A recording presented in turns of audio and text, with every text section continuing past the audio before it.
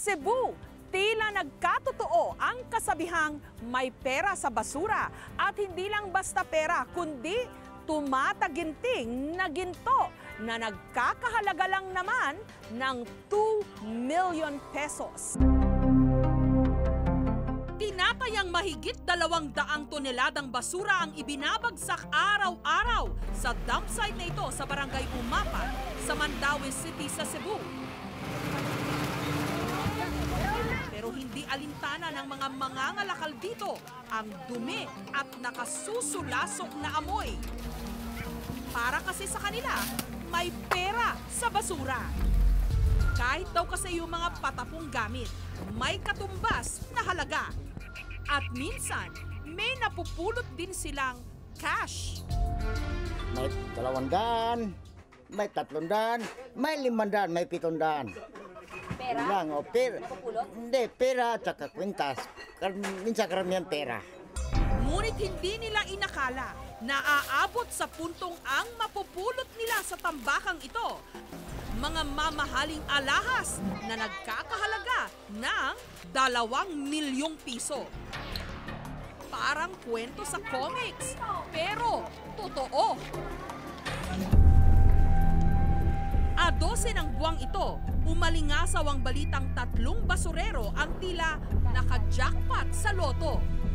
Nakilala namin ang 2 sa kanila, ang 48 anyos na si Antonio at ang 55 anyos na si Mang Rodrigo. Habang hinahalukay raw ni Antonio ang mga basura, bigla na lang daw may nalaglag na gintong porselas mula sa isang sako. Ang alahas sa akong napunitan ganing diha na sa yuta. Wa mas ko bagto nga tinud kay ito man ang alahas niya. Dahil hindi raw sigurado ni Antonio kung tunay ngang ginto ang kanyang napulot, itinabi raw niya muna ito. Si Mang Rodrigo naman, hindi lang isang pirasong alahas ang napulot.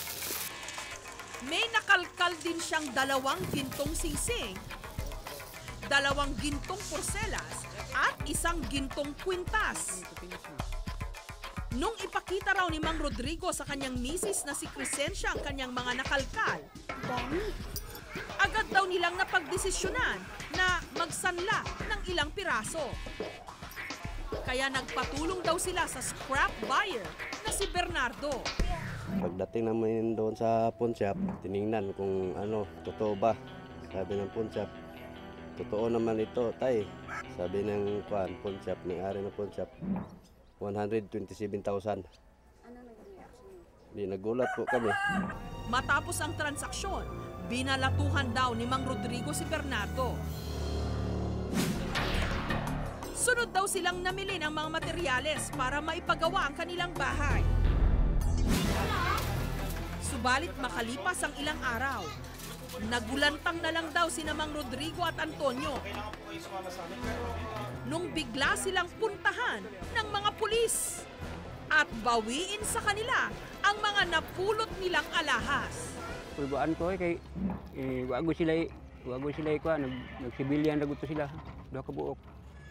Ya, pag gipango kay pag itong amo mga sinina kay kuna pa ko napagay ko ni kauban ato ingko lain kay murag bini ako nako gintiga. Wa man sa ko kulbay ato kay ako manggiulig tinarong mga kuang alahas sa pulis. Pulis may nagkuha diri sa mua. Nakita ng mga pulis na nakaukit sa isang singsing ang pangalang Vicente Tan. Nalaman nilang isa itong negosyanteng Filipino-Chinese. Sa isinumite nitong affidavit ng pag-aangkin sa mga alahas, sinabi ni Mr. Tan na aksidente raw na isama sa basurahan ang mga alahas noong naglilinis sila ng bahay. At dahil meron na rin daw siyang Alzheimer's disease, hindi nito agad nalaman ang pagkawala ng mga alahas. Ayon sa Civil Code of the Philippines, sino mang makapulot ng isang bagay na hindi niya pag-aari, obligadong isurrender ito sa mga otoridad. After it is deposited sa mayor's office, yung mayor is obligated naman na mag-publicize sa pagkita ng bagay for 2 consecutive weeks. Kapag nag-come up yung yung owner, tapos na nakita natin na siya talagang may-ari, may ebidensya siya na siya ang may-ari, of course ito turn over sa kanya yung bagay, yung bagay na nakita. Tsaka yung nakakita may reward. Kung hindi raw isasauli ng nakapulot ang anumang bagay na hindi niya pag-aari, posible raw na makasuhan ito ng pagnanakaw. Bagamat nasa pangangalaga na ng mga otoridad ang mga napulot na alahas, tila may sumpa naman daw itong dala sa isa sa mga nakapulot. Si Eda Motecalvo, hindi na raw ito bumalik pa sa tambakan para mangalakan. Hindi na po namin nakita mula ng may taga-radyo na nag-imbestiga. Sa kanya, nag-interview. Hindi na namin nakita doon sa basurahan. Si Mang Rodrigo naman, madalas daw nakatulala at labis ang panghihinayang sa naunsyamin nilang pagpapaayos sana ng bahay. Nilagyan namin ng yun, iba na. Wa pa gani may kapalit yung sin gani. Naundangan gitawan pagkuan. Tukod pagkuan na sa bahay.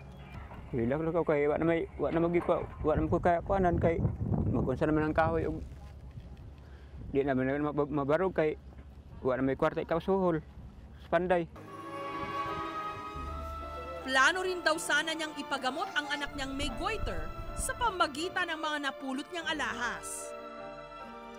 At dahil 800 pesos lang daw kada linggo ang kinikita nila ng kanyang misis sa pamamasura, imposible raw na matustusan nila ang lahat ng kanilang pangangailangan.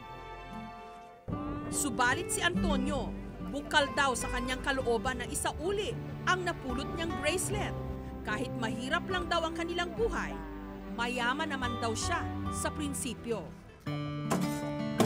Pagmamalaki rin ng misis niyang si Gemma, may napulot na rin daw noong galon ng ice cream na may lamang mga pera ang kanyang mister. At hindi rin daw niya yon pinagkainteresan.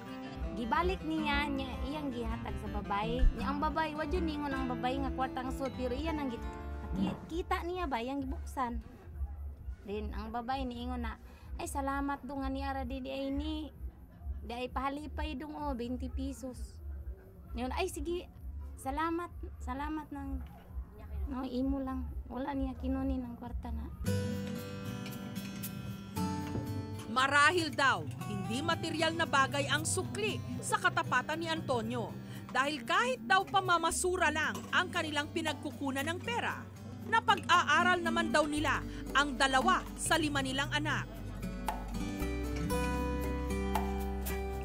Sa pamamasura rin daw sila nakakakuha ng puhunan para makapag-alaga ng 2 baboy. Pinatigo mo na mo ang kwarta na mo, kung ano mo, kung saan mo pa ito bakin. Dawag ka na mo sa among mga eskwela, mga magamit inig timpo sa eskwela, inig abres sa klase ba, mao na inig andam kamong mga anak. Sa napakasimpleng kwentong ito, napatunayan na hindi lang sa basura may ginto, meron din nito sa puso.